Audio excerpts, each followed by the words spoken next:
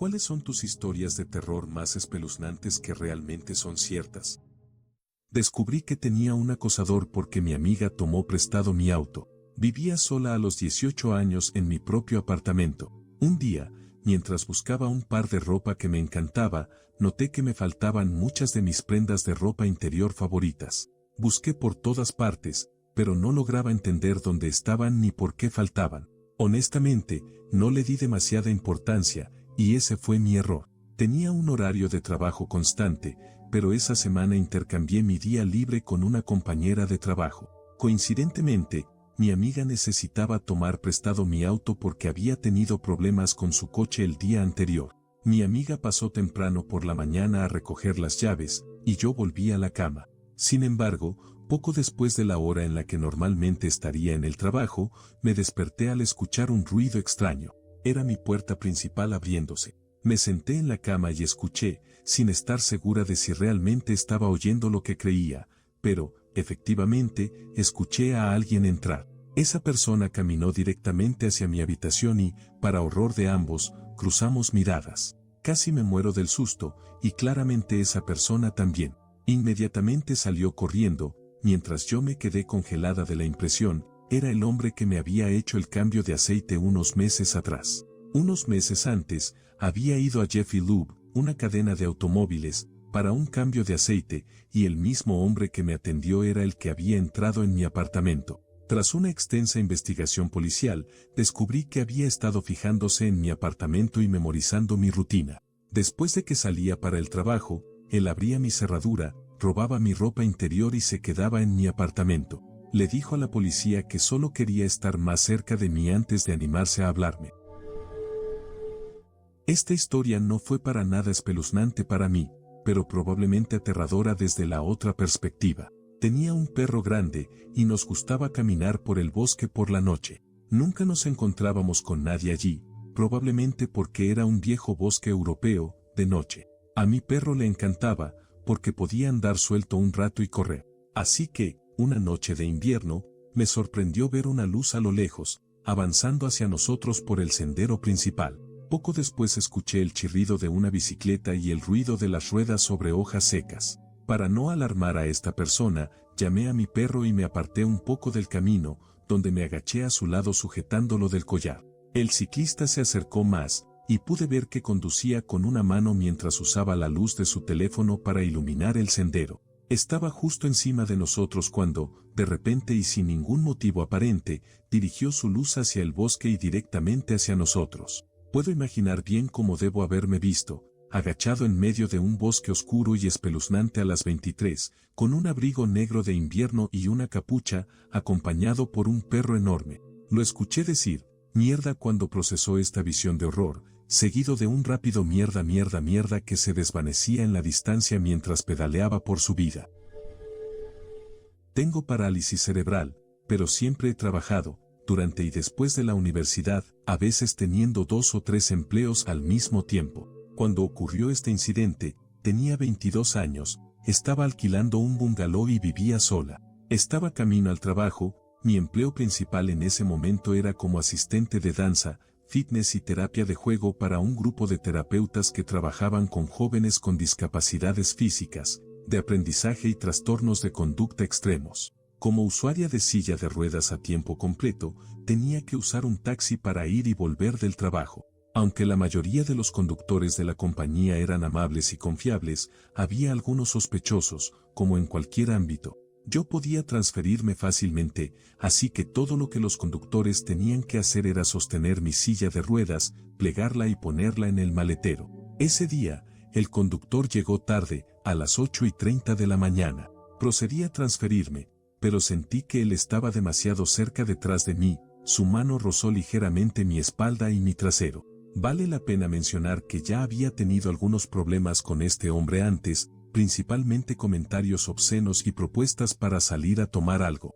Le dije que no, él reaccionó de manera desagradable, y terminé reportándolo a la compañía. Como estoy discapacitada, no podía hacer mucho en ese momento porque estaba sosteniéndome para transferirme y no podía soltarme de la puerta. Le grité, logré girarme para sentarme en el coche, y le dije que nunca volviera a hacer eso. Él simplemente se rió y me lanzó una sonrisa burlona. Comenzamos el viaje, y unos 10 minutos después me di cuenta de que no íbamos por la ruta habitual hacia el centro donde trabajaba.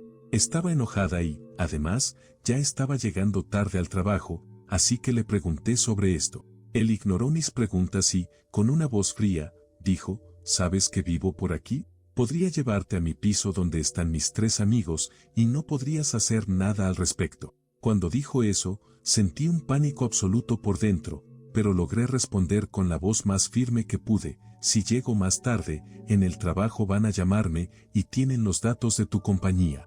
Con eso, él me miró con una expresión de enojo. Después de un rato, reconocí la ruta habitual hacia mi trabajo. Cuando llegué, mi jefe estaba preocupado.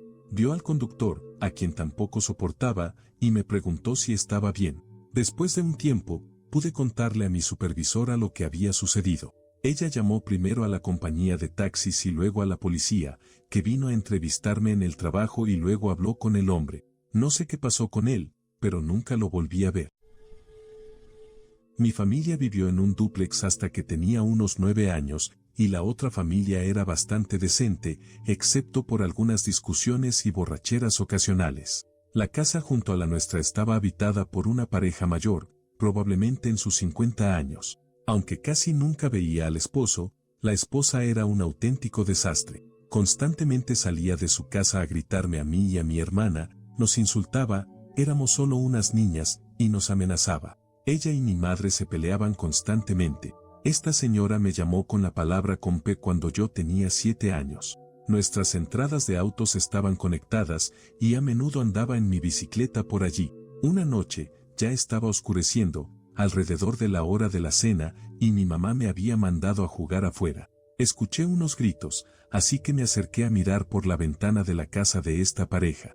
Vi a la mujer gritándole al esposo sobre cuánto lo odiaba y cómo deseaba que estuviera muerto. Él estaba en silla de ruedas después de un accidente, pero luego la vi levantarse y empezar a golpearlo. Simplemente le pegaba una y otra vez. Corrí adentro para contárselo a mi mamá. Ella llamó a la policía, aunque estaba algo escéptica. Un poco después, esta mujer comenzó a comportarse sospechosamente amable conmigo, haciéndome preguntas y hablando por teléfono.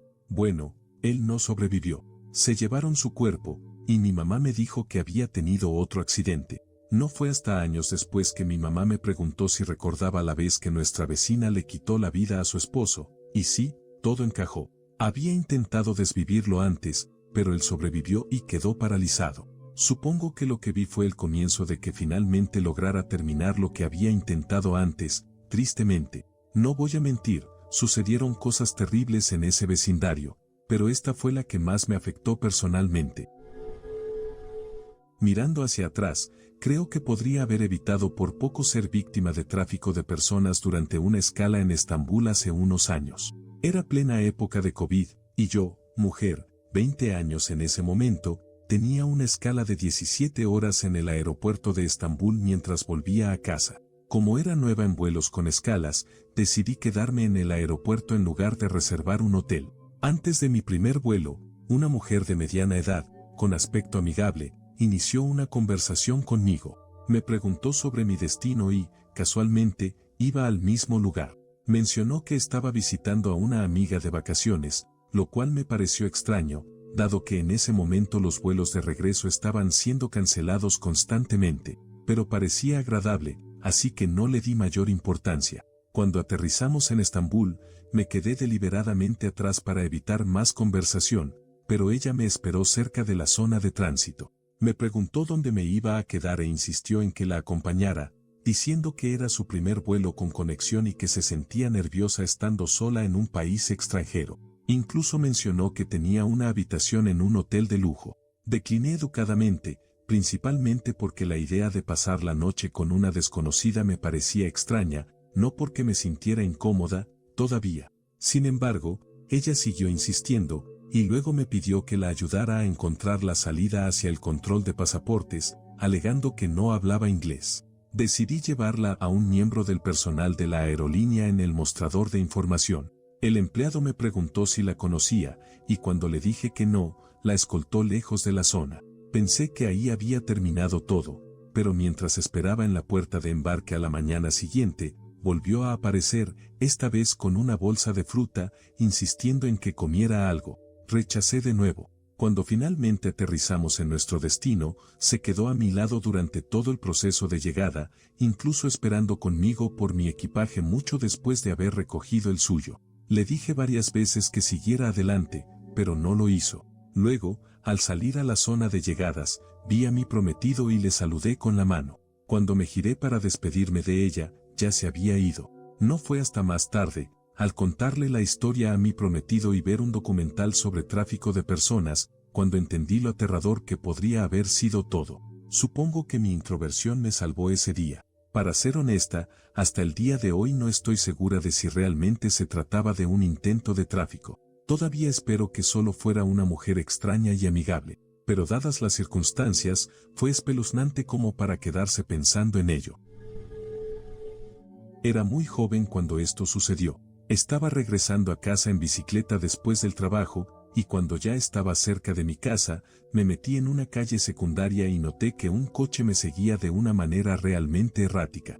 Pensando que era peligroso estar en la carretera con ese conductor tan sospechoso detrás, subí a la acera y bajé de la bicicleta para empujarla los últimos 30 metros hasta mi casa. El coche se detuvo junto a mí y bajaron la ventana del lado del pasajero. Me detuve cuando el tipo dentro del coche me llamó para pedirme direcciones. Al mirar hacia adentro para verlo, noté que tenía sus partes íntimas fuera y estaba dándose autoplacer mientras me hablaba. Grité, «Eres un pervertido asqueroso», y él arrancó el coche rápidamente. Tomé su matrícula y corrí a casa para dejar mi bicicleta y llamar a la policía. Cuando llegué a la puerta trasera de mi casa, que está justo junto a la carretera principal, él volvió.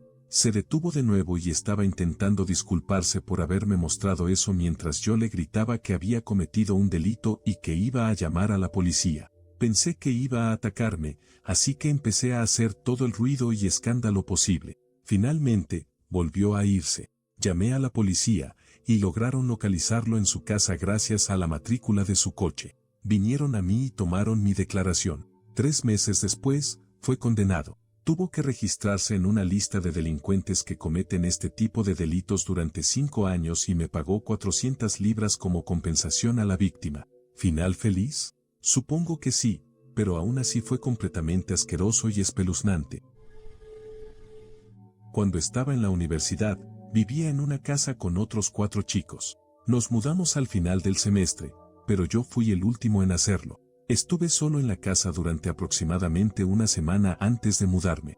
2 días después de haber sacado todas mis cosas, regresé a la casa para hacer una última revisión antes de entregar las llaves al propietario. Cuando llegué, las luces estaban encendidas, lo cual fue un poco extraño, pero pensé que probablemente me había olvidado de apagarlas la última vez que estuve allí. Entré a la cocina y noté que todos los cajones y gabinetes estaban abiertos, lo cual también me pareció raro. Entonces me di cuenta, todos los cajones y gabinetes de la casa estaban abiertos, y todas las luces estaban encendidas.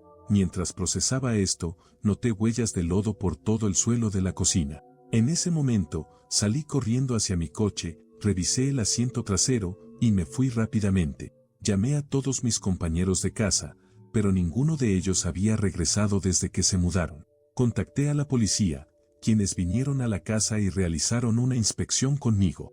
No había nadie en la casa, pero encontramos el punto de entrada, una de las ventanas del dormitorio. Habían roto la malla mosquitera de la ventana, dejando huellas de lodo pesadas junto a ella. Teníamos una cerca de madera en el patio trasero, y 2 de las tablas habían sido arrancadas. Las huellas iban desde la cerca hasta la ventana del dormitorio. Fue increíblemente escalofriante pensar que alguien probablemente estaba observando la casa. Igualmente inquietante fue ver la evidencia física de todo el proceso, arrancar las tablas de la cerca, entrar por la ventana, y el camino que siguieron mientras saqueaban la casa. Más inquietante que espeluznante, pero definitivamente extraño. Soy técnico en emergencias médicas y, en ese momento, trabajaba en una ciudad universitaria de tamaño mediano. Muchas casas de estudiantes y otras viviendas económicas, casas compartidas, etc. Una noche, alrededor de las 3 de la mañana, nos enviaron a una casa muy promedio en una calle muy normal. La única información que nos pasaron fue que había sangre por todas partes y que el que llamó pensaba que su compañero de casa se había cortado. Llegamos prácticamente al mismo tiempo que la policía, supongo que los enviaron debido a la posible mención de un cuchillo, no estoy seguro. Entramos detrás de ellos y la casa estaba cubierta de rojo. No era una capa gruesa por todos lados, pero había gotas por el suelo y manchas en cada pared. He visto mucha sangre en este trabajo, y esta era relativamente fresca. Parte estaba coagulada, mucha seguía líquida, pero nada estaba seco, así que calculo que llevaba ahí alrededor de una hora. En la planta baja de la casa había un dormitorio, una sala de estar y una cocina con una puerta trasera que daba al jardín. Arriba había un baño y 3 dormitorios más, todos alquilados individualmente por personas que probablemente no se conocían muy bien.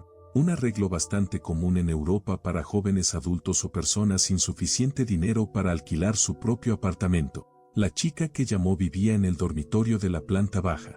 Dijo que se había despertado para ir al baño arriba y vio rojo por todas partes. Comentó que el chico que vivía en la habitación sobre la suya estaba mal mentalmente y que había estado en el hospital varias veces por autolesionarse. Fuimos arriba y, efectivamente, había líquido rojo por todas partes. La policía fue hasta la habitación del fondo, donde vivía este chico. Llamaron a la puerta, y tras un rato abrió, en ropa interior, medio dormido y absolutamente bien, sin ninguna herida. La policía le explicó por qué estábamos todos allí a las 3 de la mañana, y él dijo que no tenía idea de nada de eso. Accedió a que registraran su habitación, pero no encontraron nada. Otros residentes, al escuchar el alboroto, salieron a ver qué estaba pasando. Todos estaban bien, permitieron que la policía registrara sus habitaciones y no había nada extraño. Todos dijeron que estaban dormidos hasta que llegamos. No había sangre en ninguno de los dormitorios,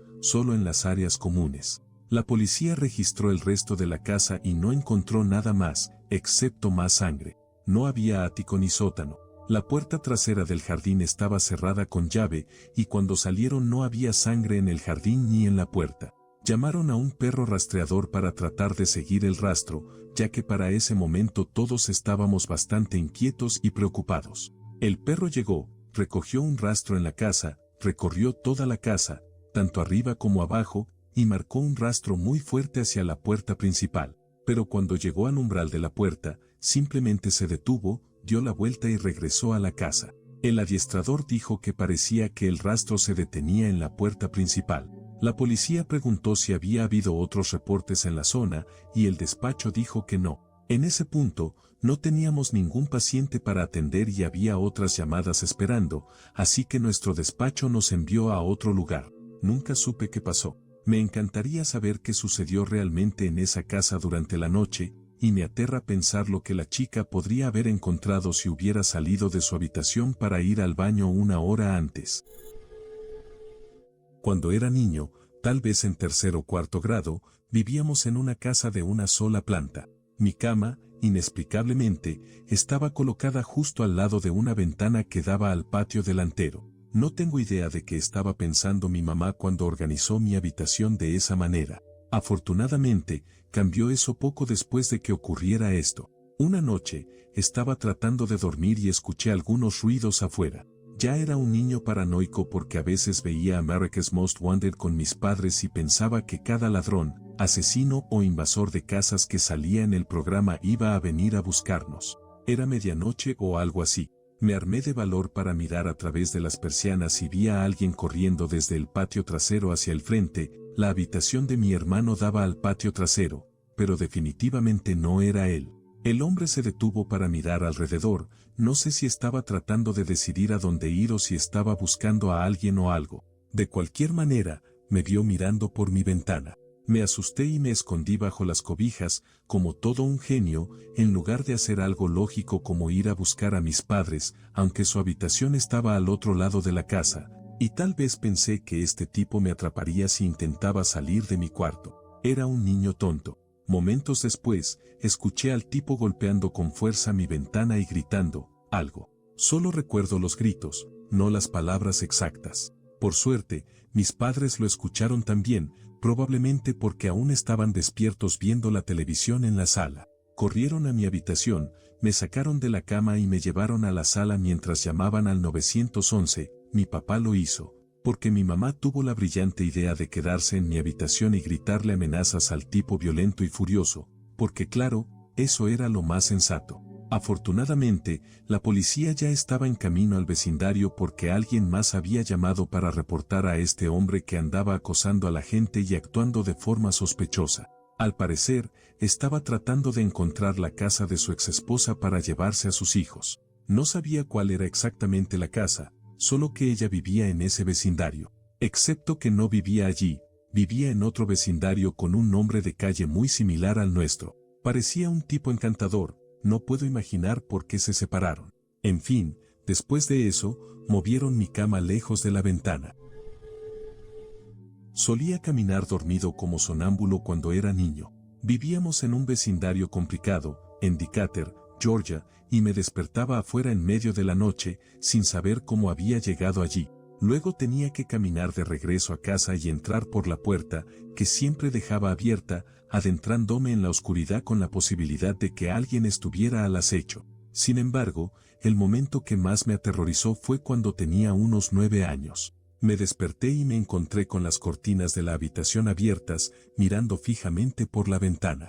A medida que iba tomando conciencia, noté a un hombre muy grande y completamente calvo, sin cabello, cejas ni nada, mirándome fijamente y acercándose lentamente hacia la ventana, cada vez más cerca de mi rostro. Tenía una expresión de desconcierto, como si no entendiera lo que estaba viendo. En ese momento me di cuenta de lo que estaba sucediendo y comencé a gritar incontrolablemente, congelado en mi lugar y orinándome en la pierna del puro miedo. El hombre se asustó, gritó con un tono agudo, hizo un movimiento de rodar por el suelo y salió corriendo en un extraño zigzag, como si estuviera esquivando balas. Mi mamá se despertó y pensó que probablemente había tenido una pesadilla. A la mañana siguiente encontramos un destornillador en el porche delantero y daños en el marco de la puerta y en el picaporte. Todavía me pongo nervioso cuando cuento esta historia, pero ahora casi siempre me río hasta llorar.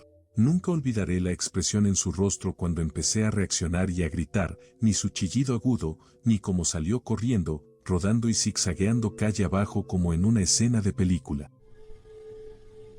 Cuando estaba en la escuela primaria, mientras jugaba afuera durante el recreo, un SUV plateado se estacionó al lado de la carretera, cerca de la puerta de la cerca. Un hombre sin rasgos distintivos, quizás de unos 30 y tantos años, se acercó a la puerta. No sé si fue porque yo estaba más próximo a la cerca o por alguna otra razón, pero me vio y me llamó para tener mi atención. Algo dentro de mí gritó que no me acercara, así que le hablé manteniéndome a unos 5 metros de la cerca. Me dijo que conocía a mi papá y que lo habían enviado para recogerme. Era una niña crédula, así que le creí. Iba a salir temprano de la escuela. Comencé a caminar hacia él, pero en el último segundo me di cuenta, no puedes salir de la escuela sin que te registren en la oficina. Entonces le dije que tenía que ir a la oficina a firmar mi salida, y que no se preocupara, yo le diría a la maestra que estaba allí para recogerme. Estaba súper emocionada de salir temprano ese día, así que fui con la maestra que estaba supervisando el recreo y le dije felizmente que el amigo de mi papá había venido a recogerme y que ahí estaba él. El SUV arrancó justo cuando se lo dije, y pensé seriamente que el hombre estaba moviendo el auto para estacionarlo y luego ir a la oficina a registrarme. La maestra terminó el recreo de inmediato y llamó a todos para que entráramos, lo cual me pareció extraño porque no parecía haber pasado tanto tiempo como de costumbre. El hombre nunca fue a la oficina para firmar mi salida, y yo estaba realmente decepcionada. No entendí lo que casi había sucedido hasta muchos años después, y no tengo idea de qué hicieron las maestras. Ni siquiera sé si le contaron a mis padres lo que pasó o si había cámaras para revisar, ya que esto ocurrió a finales de los años 90. Cuando tenía unos 10 años, solía salir a caminar con mi papá y nuestro perro por la noche. Mi papá siempre aprovechaba ese tiempo para mover su camioneta de trabajo debido a las restricciones de estacionamiento en nuestro pueblo. Una noche, estaba sentado en un banco en una calle residencial, frente a una estación de bomberos, con nuestro perro. Mi papá estaba estacionando la camioneta en un aparcamiento detrás de mí, a unos 100 metros de distancia. Miré hacia arriba y, de repente, vi una minivan blanca al otro lado de la calle frente a mí. No estaba allí cuando me senté. En el asiento del conductor, un hombre con gafas me estaba mirando fijamente por la ventana. No había nadie en el asiento del pasajero delantero. Mientras lo observaba, vi cómo se encendía una luz en la parte trasera del vehículo, donde había una mujer también con gafas que me miraba fijamente. Sentí un escalofrío y me giré para ver si mi papá estaba terminando de estacionar. Aún estaba a unos 100 metros y no lo podía ver claramente. Cuando miré nuevamente hacia la minivan, la puerta corrediza estaba abierta y la mujer comenzaba a lanzarse hacia la calle, directamente hacia mí. Sin pensarlo, agarré a mi perro y corrí hacia mi papá. Cuando llegué a él, me giré para mirar hacia atrás, pero la minivan y las personas ya no estaban. Mi papá también los había estado observando. Me dijo que pensó que estaban hablándome. Se sorprendió cuando le dije que no habían dicho nada, que solo me estaban mirando. Todavía me da miedo imaginar qué podría haber pasado si no hubiera corrido.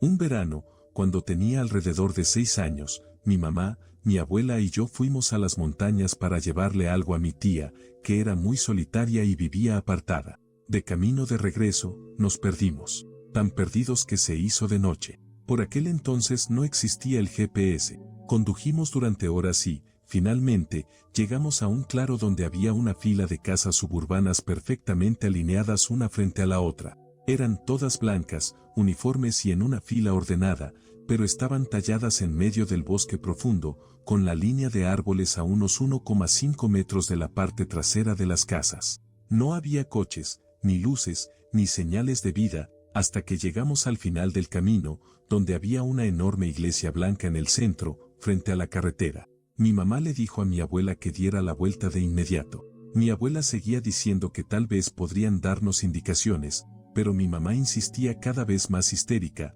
diciendo que esto no estaba bien y que teníamos que irnos ya. Mi abuela giró el auto, y mientras lo hacía, un grupo de personas con túnicas blancas salió de la iglesia con escopetas. Salimos de allí a toda velocidad.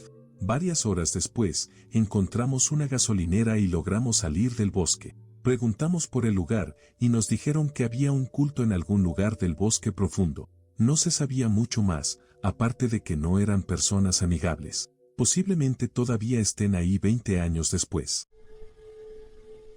En mi ciudad hay un canal con varios puentes que lo cruzan, uno de ellos es un pequeño puente metálico abatible para bicicletas y peatones. Es como un esqueleto de barras de hierro con un camino de madera en el centro. Tiene muchos espacios grandes entre las barras. Cuando era pequeño, no recuerdo la edad exacta, pero tenía menos de 10 años, estaba andando en bicicleta con mis padres y hermanos por el canal y estábamos a punto de cruzar ese puente. Mi hermano y yo íbamos adelante, demasiado cerca uno del otro, lo que provocó que chocáramos y cayéramos con las bicicletas. Mi hermano cayó en el camino, pero yo estaba demasiado cerca del borde y me fui por uno de esos huecos. El puente en sí estaba a solo 1 metro sobre el agua, y esto ocurrió justo en el borde. Recuerdo perder el control de mi cuerpo, caer al agua fría y oscura, y luchar por mi vida. Era un niño, no sabía nadar. De alguna manera logré agarrarme a una de las barras metálicas, aferrándome con todas mis fuerzas. Pánico. Esa es la única palabra que describe lo que sentí. Todo esto ocurrió en cuestión de segundos, pero para mí se sintió como una eternidad. De repente, escuché un chapuzón y sentí a mi papá junto a mí en el agua, levantándome. Y eso fue todo. Me sentí tan avergonzado que hasta el día de hoy, ahora tengo 19 años, solo se lo he contado a un puñado de personas.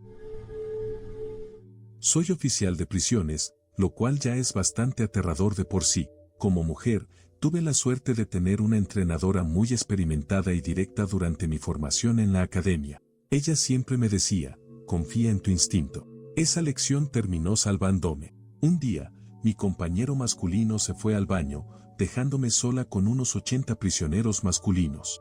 De repente, todos comenzaron a gritar que alguien en la celda 39 estaba teniendo un ataque al corazón. La celda 39 estaba en el nivel superior, difícil de ver desde fuera. Me pedían a gritos que subiera a ayudar. Les dije que esperaran, que necesitaba a mi compañero antes de hacer nada. Ellos seguían insistiendo, diciendo que no había tiempo, que debía ir de inmediato. Pero algo no se sentía bien.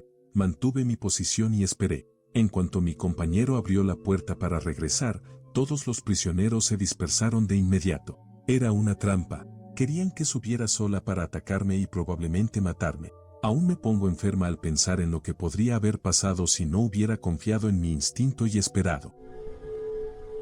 Nací y crecí en el sur de Estados Unidos, pero decidí mudarme a Minnesota a principios de los años 2000. Me trasladé con la intención de estudiar en la Universidad de Minnesota, ya que supuestamente tenían un buen programa de ciencias atmosféricas y conocía a personas que vivían en ese estado y a nadie en Oklahoma, que era otra opción.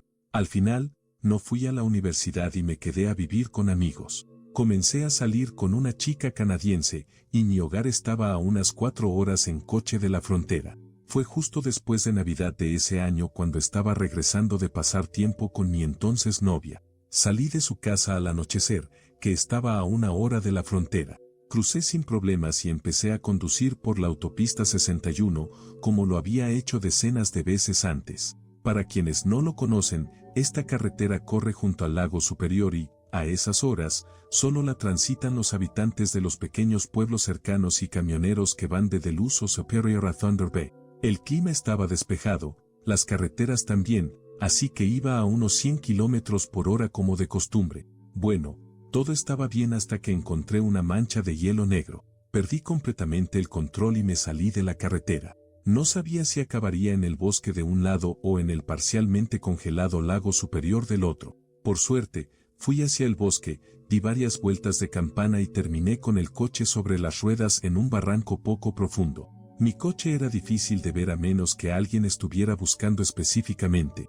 Creo que la temperatura estaba en un solo dígito. Esto fue antes de que los teléfonos celulares fueran comunes, y no había señal donde choqué. Estaba solo, congelándome, y en una carretera desolada cerca de una peligrosa mancha de hielo que podría provocar otro accidente. No sé cuánto tiempo estuve allí, pero eventualmente un habitante local me encontró y me llevó al hospital. De alguna manera, salí con unos pocos cortes y moretones por el accidente. Además de eso y del frío, estaba bien.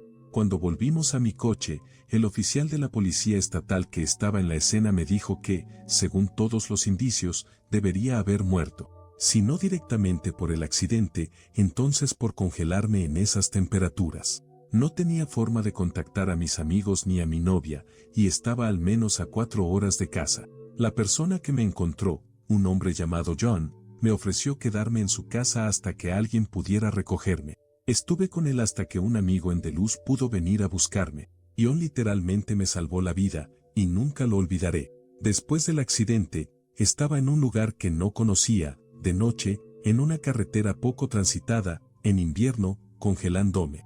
Cada momento que pasaba sin que pasara un coche o un camión pensaba que moriría de frío.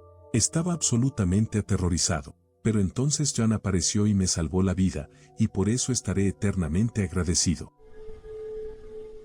Cuando tenía 18 años, me tomé un año libre de la escuela para trabajar en algunos problemas de salud mental. Durante el otoño, decidí hacer un viaje por Europa sola durante 2 meses. Uno de mis destinos fue Múnich, para el Oktoberfest. Reservé una habitación doble en un hostal y conocí a Whitney, una estadounidense de Wisconsin que iba a regresar a casa en un par de días y quería disfrutar sus últimas noches de viaje antes de volver a Estados Unidos. Después de conocernos, decidimos caminar juntas hacia el Oktoberfest para intentar tomar unas cervezas y, con suerte, encontrar un asiento, lo cual es extremadamente poco probable sin reservaciones. Fue una caminata larga, así que cuando llegamos estábamos exhaustas y sedientas. Por suerte para nosotras, tan pronto como entramos, un grupo grande de chicos extranjeros nos vio y nos invitó a sentarnos con ellos. Éramos jóvenes y estadounidenses, y estos chicos eran franceses. Nosotras apenas hablábamos francés y ellos casi nada de inglés, pero logramos comunicarnos. Aceptamos las cervezas y, mientras nos emborrachábamos, noté que un chico en particular, vestido con lederhosen, el traje tradicional para esta festividad, y Whitney se estaban poniendo cada vez más cariñosos. Eventualmente, después de unas 3 o 4 horas, ella decidió ir al baño y yo la acompañé. Las filas para el baño eran enormes, y después de esperar un rato tras romper el sello, volví al puesto, pero mi amiga y el chico de lederhosen ya no estaban. Acababa de conocerla y parecía que estaba disfrutando, así que pensé que era adulta y había decidido irse con él. Esperé 1 o 2 horas y caminé de regreso al hostal sola. Cuando llegué al hostal, me encontré con una calle llena de patrullas de policía. Entré y me estaban esperando para tomar mi declaración y mostrarme un video de vigilancia de mi compañera de cuarto y un hombre desconocido. El video mostraba una grabación borrosa pero clara de mi nueva amiga siendo arrastrada a un baño por el hombre con lederhosen. Unos minutos después, ella salió tambaleándose, sosteniéndose a sí misma, con sangre bajándole por las piernas y goteando en el suelo. Dio unos pasos antes de colapsar, y detrás de ella, el hombre con lederhosen salió corriendo del cuadro y desapareció en la noche. Nunca olvidaré cómo se veía, pálida, asustada. La policía me dijo que no podían darme su apellido ni más información por razones de privacidad, pero mencionaron que fue llevada de emergencia al hospital y que estaba en cirugía. Se suponía que debía regresar a casa al día siguiente. Yo tenía un boleto de tren esa misma tarde. Nunca supe qué le pasó. Hace varios años, pasé por una etapa de impresión 3D. Compré una impresora barata en Amazon y comencé a imprimir cosas. Una de las cosas que me gustaba hacer eran litofanías. Son tiras muy delgadas de material impreso con diferentes grosores que muestran una imagen cuando les iluminas con luz. Me gustaba tomar fotos y videos de las impresiones y subirlos a TikTok e Instagram. Bueno, una vez, después de terminar de imprimir una litofanía de Gambito, Axman, quería tomarle una foto con una linterna iluminándola para mostrar cómo se veía. Pero, incluso con las luces de la casa apagadas, la luz ambiental que entraba por la ventana era demasiado brillante, así que decidí entrar al armario, apagar las luces y tomar la foto allí. Cerré la puerta, coloqué la litofanía con la linterna detrás en un pequeño estante y apagué las luces para tomar la foto. Casi de inmediato, escuché a alguien susurrar justo sobre mi hombro: «Oye, ¿qué estás haciendo?». Honestamente, me hizo saltar, porque no lo esperaba, y me giré tan rápido que empujé la puerta del armario para abrirla y ver quién me estaba molestando. No había nadie allí. Incluso si alguien hubiera estado y tratado de salir corriendo, habría tenido que bajar las escaleras hacia el primer piso tan rápido que habría escuchado sus pasos. La combinación de ese susto, seguido de abrir la puerta y no ver a nadie, me puso la piel de gallina como nunca antes. Estaba en shock. No creo en fantasmas, espíritus ni nada parecido, pero 100% experimenté algo que, al menos para mí, fue absolutamente real y que no puedo explicar. A veces incluso me pregunto si fue el inicio de algo como una demencia temprana o algo así. Hace unos 4 años, alrededor de las 3 de la mañana, mi hermana menor y yo estábamos llevando algunas cosas viejas al montón de basura a granel. Nos gustaba ayudar con las tareas y, además, estábamos aburridas. Estar afuera de noche nunca nos había molestado. Vivíamos en un callejón sin salida, bastante apartado en un vecindario con un enorme jardín y un trampolín al costado. Había muchos árboles alrededor. La luz exterior de nuestra casa se había arreglado recientemente, así que teníamos buena iluminación. Arrastramos las cosas hasta el montón y las tiramos ahí. Al darnos la vuelta para volver por la puerta lateral, vi una figura en el trampolín, sentada completamente erguida. Parecía estar en posición de piernas cruzadas, con la espalda recta. Su forma era humana, pero no tenía rasgos distinguibles desde esa distancia. Parecía estar cubierta por una tela delgada de color beige. Cuando me detuve, mi hermana seguía hablando y caminando. La agarré del brazo, y se congeló. Me miró y luego miró en la dirección en la que yo estaba mirando. Siempre teníamos una palabra clave: no es broma, esto es serio. Cuando la dijo, ambas corrimos hacia la puerta principal en lugar de entrar por la lateral. Nadie nos creyó. Ella estaba histérica y yo estaba en estado de shock. Fue difícil dormir esa noche. Todavía no tengo idea de qué era. No podía ser un animal, tenía hombros y cabeza. Siempre estacionaba en un lugar específico en mi último trabajo, durante los 12 años que estuve allí. Era un área accesible al público, no un estacionamiento exclusivo de la empresa, pero nos pedían que aparcáramos al fondo del lote para que los lugares más cercanos quedaran disponibles para los clientes. Un día, encontré mi lugar ocupado por un Cadillac con vidrios oscuros. Me molesté de inmediato porque todos sabían que ese lugar era mío. Era turno de mañana, alrededor de las 4 de la mañana, así que no podía ser de uno de mis compañeros, ya que conocía los autos que manejaban. quizás un nuevo empleado o alguien de otra tienda en la plaza. El coche seguía allí durante mi descanso para almorzar, cuando me iba a casa y también al día siguiente. Incluso cuando llegué para el turno de la tarde y estuve hasta el cierre a las 9:30 de la noche, el auto seguía en el mismo lugar. Había algo en ese coche que me molestaba profundamente. Literalmente, olía mal. Es el sur, pleno verano, y quién sabe qué estaba cocinándose dentro de ese auto. Mi papá, que fue infante de marina y luego policía, siempre me decía, si sientes que algo está mal, probablemente lo esté. Así que llamé al número de contacto de emergencias no urgentes de la policía. Me sentí como un idiota, pero cada vez que pasaba junto al coche, algo no estaba bien. Así que decidí reportarlo. Esperé más de una hora antes de que llegara alguien, y si no hubiera tenido el día siguiente libre, probablemente habría dicho, olvídalo. Pero esperé, principalmente porque puedo ser muy obstinado y, bueno, ese era mi lugar. Cuando llegaron los policías, parecían molestos, probablemente pensando que era otra de esas llamadas de no pueden estacionar aquí. Sin embargo, revisaron la matrícula del coche y entonces todo se volvió una locura.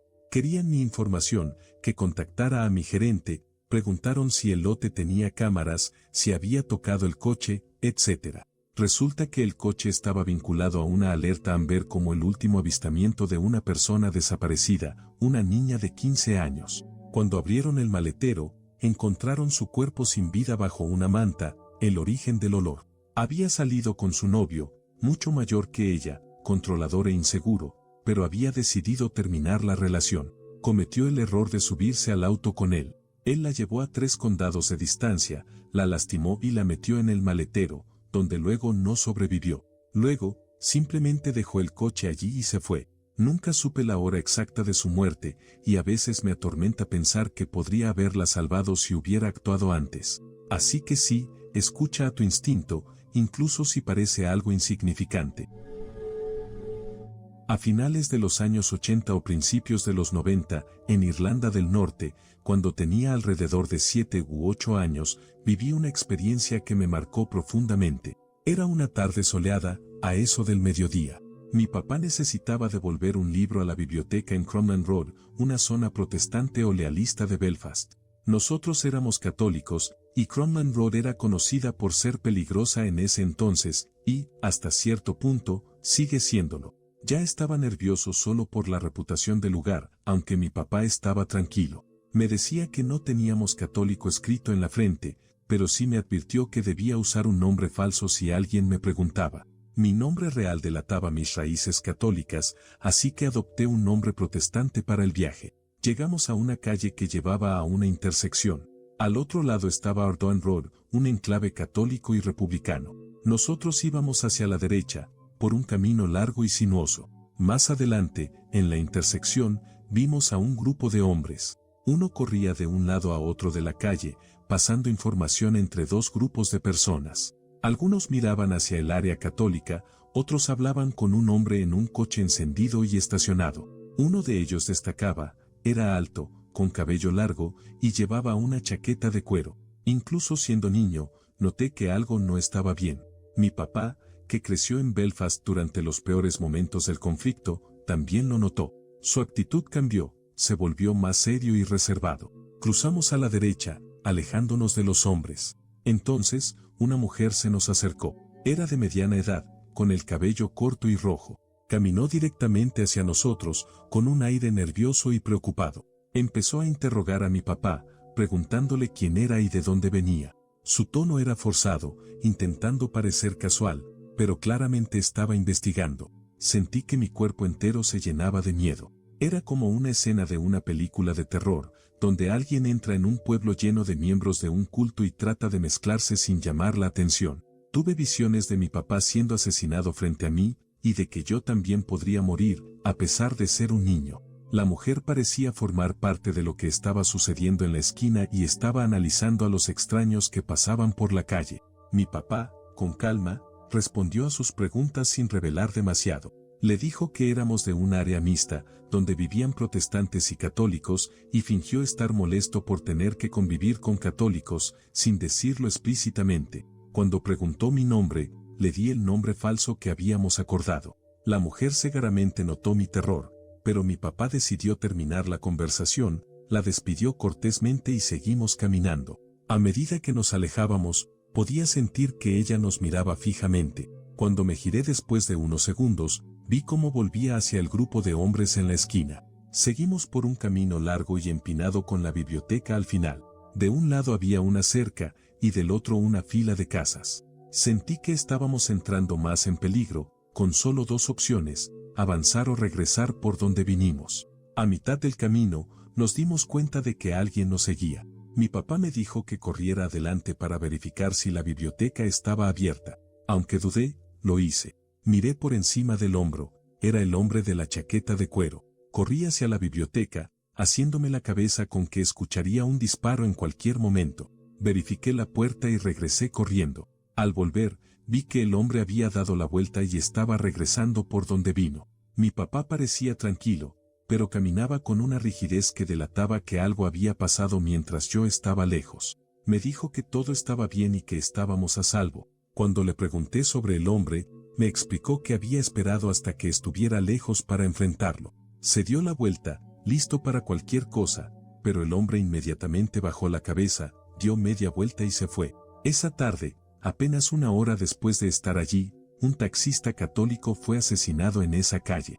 Los presentimientos de que algo terrible iba a ocurrir eran acertados. Esa noche, al ver las noticias sobre el asesinato, supe que habíamos presenciado la planificación de un crimen. Supe que habíamos estado en el centro de algo peligroso. Probablemente podría haber identificado a la mujer y al hombre de la chaqueta de cuero si la policía me lo hubiera pedido, pero eso nunca iba a suceder.